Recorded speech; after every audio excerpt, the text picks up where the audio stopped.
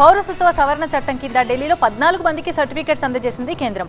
హోంశాఖ కార్యదర్శి అజయ్ కుమార్ భల్లా 14 మందికి ఈ సర్టిఫికెట్స్ ని అందజేశారు.